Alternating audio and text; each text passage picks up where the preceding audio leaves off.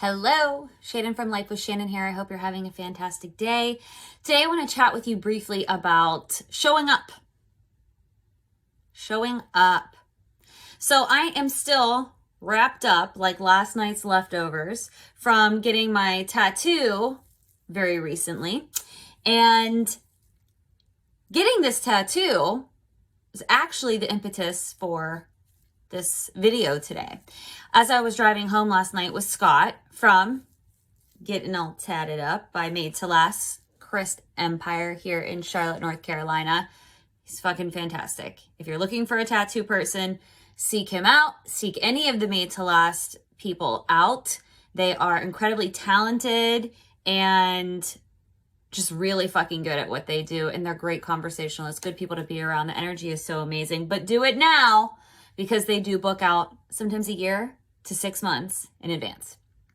So yesterday we're driving home and Scott says to me in the car randomly as we're driving, "I am so proud of you."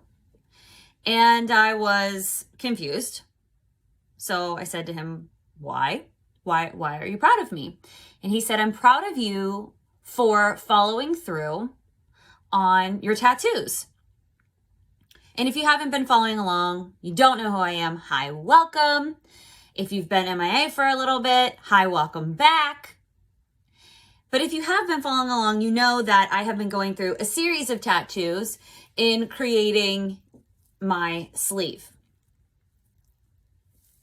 And it's a work in progress. And it's something that I committed to around this time last year when I was publishing my first book. And when excuse me, I published the book, I had made a promise to myself, I had made a commitment with myself that upon publishing it, I was then going to begin the process of celebrating that, grounding into that with something that I have wanted for a really long time, which is a sleeve, starting a sleeve tattoo. And after I published the book, which was on December 24th of last year, I did nothing.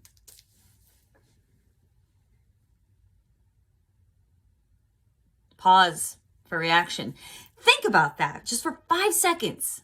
How many things you have stated to yourself, whether you're in the shower, whether you're on the toilet taking a dump, whether you're talking to your friend, whether you're driving in your car, and in passing, whether it is intentional, you sit down and you're like, I want to do something for me, or I want to do something in general, and you hash out and you come to terms with what that thing is, or if it just comes into your mind, how often do you entertain it in that moment, and then once the moment is gone, so is the intention, so is the heart behind it, so is the commitment that you made to yourself. So when Scott said that to me last night, I was like, I laughed, I chuckled. And I was like, oh, that's interesting. And he followed up with that comment and said, because you don't have to do this. I'm just proud of you for saying that you were going to do something and following through with it. Because let me tell you, to anybody that has ever invested in anything, you know that when you make the investment to commit in something, sometimes the dollar amount, the time that it takes to follow through that idea, that concept, that intention, that commitment through to fruition, those things can come up as roadblocks that prevent you from executing. Oh, I could use $1,000 a tattoo for so many other things. I could use this 5 hours of sitting in this chair for so many other things. Obviously, take it, apply it to yourself, visualize it, receive it through your own filter. And I won't lie to you.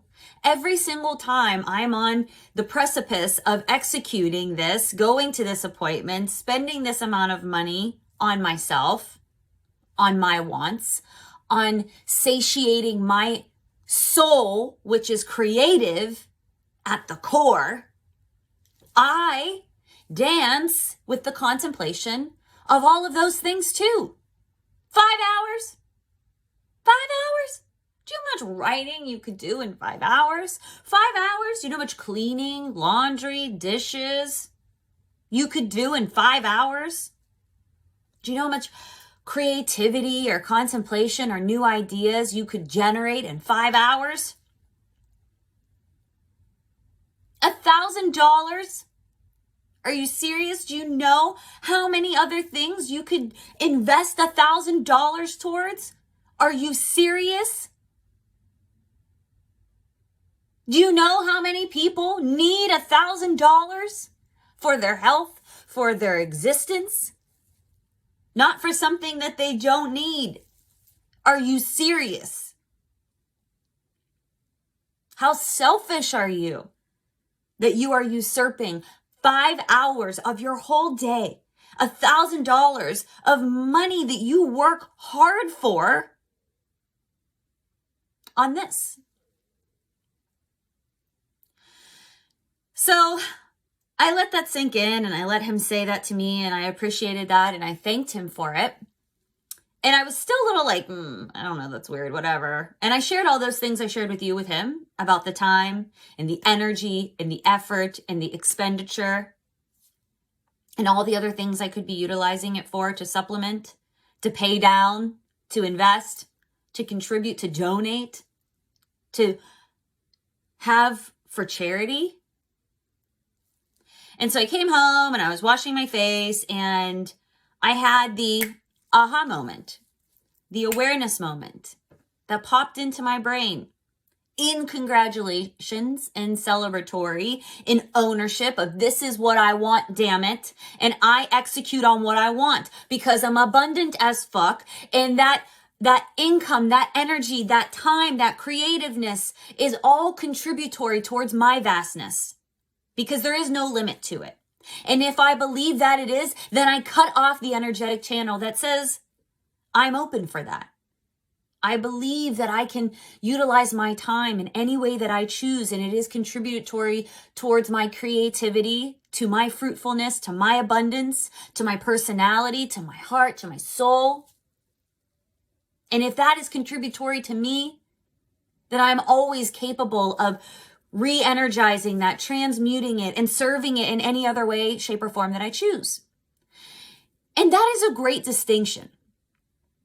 Not only for me, and check in for yourself, where you make everything transactional. If I give this money out, then it's gone forever. It won't be replenished. It won't be rebuilt. It isn't a worthy investment. If I give this energy out, then it's gone forever, right? That's 5 minutes of my life I'll never get back, right?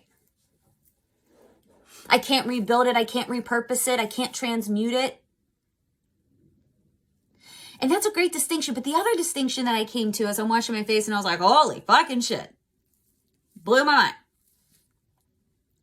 is that if you are somebody, and I have been this person, so I want you to listen and heed this. If you feel like it applies to you, no, you are not alone. I've been where you are. I've walked where you are. I have harbored the same thoughts and feelings that you are potentially harboring now. So you're not alone, and you're not wrong for them. But if you are the type of person that feels disappointed when people don't show up the way that you show up, feels let down when people don't share the same energy or feeling or thought or sentiment or intensity or mindfulness that you have, I want you to ask yourself, how often do you abandon your wants? How often do you justify not following through on them? And how often are you disappointed by other people in your life? I believe that self-responsibility is the gateway to healing. I believe self-responsibility is the pathway that leads us to self-love, and self-love leads us to independence. But I believe that none of that shit happens. Self-responsibility, self-love, independence, none of it happens until we take responsibility for our side of the street, until we take responsibility for who we are. And what I learned yesterday was that it's not just about the tattoo, that my whole life is representative of this tattoo and where I am at this point right now. Because I have made what I want a non-negotiable. I have decided that I will show up for me in my life. I will say yes to the things that I want, and I will choose to believe that I am plenty abundant and capable of replenishing and capable of continuing to receive and give back at whichever rate that I choose and prefer. And that the reason for which I have been disappointed by people in my past, I have felt abandoned by people in my past, is because I have disappointed and abandoned myself in my past. Take a minute to think about that for yourself. Take a minute to heed those feelings of abandonment and disappointment and let down and unworthy and invalidated. And reflect to yourself, am I doing that to me? Am I so supercharged when other people do it to me? Because I am very familiar with doing it to myself. And because I am so familiar with it, doing it to myself, that when other people do it to me, that I allow it to become a reinforcement of that belief. I'm not worthy of the things that I want. I'm not worthy of investing on me. I'm not worthy of choosing how I spend my time and my energy. Because when other people aren't mindful of me, it serves as a reinforcement, as a reminder, as a support for those continual thoughts in my mind that I am right to not show up for me. I am right not to make myself a priority. I am right to believe that there is a limited amount of love and energy and abundance and space available to me in this universe. And I am right about it because I think it about myself. And then when other people do it to me too, I allow it to be a reinforcement of those beliefs. So yesterday, when I got my tattoo, it was with the intention of following through on the things that I want. I don't need it. It's not going to make me breathe better. It's not going to make my heart continue to pump blood and flow it through to my body. But damn it, it is satisfying a part of me that I want to fulfill. And if I want it, then it is a need. And the minute that I decided that, not just here, but every other breadcrumb in my life, the minute that I decide that there is no difference between what I want and what I need, that they get to be the same, and that the minute that I show up for myself, I get to heed that, I get to take responsibility for that. I also get to create boundaries around people that aren't willing to heed or reinforce that for me. And so driving home yesterday and hearing Scott say that to me, that he's proud of me for following through on the things that I want because it satisfies a need within me and that he can see how it fills me up, was not only a reminder to me, a reflection to me that I have changed and reframed this relationship with myself about getting to get what I want anywhere, however it looks. And that is a need to me, but it also showed me that when I show up in the presence of fulfilling for me, that other people can see that. Not that I need it, but that it was cool to be able to see him seeing me in the presence of fulfillment. Just fulfilling for me. And that when I had that distinguishment, which was great from him, then it was also further solidified by my own distinguishment of every time that I've ever been let down by somebody else in my life or felt abandoned. It was because that's because it was a familiar feeling for me, because that's how I treated me. I was expendable. I was capable of being diminished. I was worthy of shoving my wants and my needs and the perception of my life under the rug. And the more that I did that to me, the more I saw it everywhere.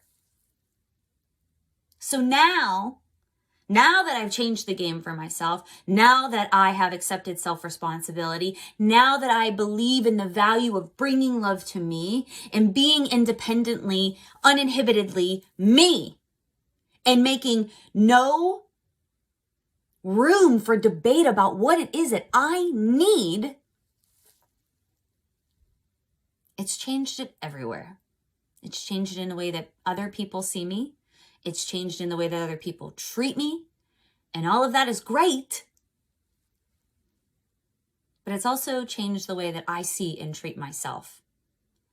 And ain't nothing better than that.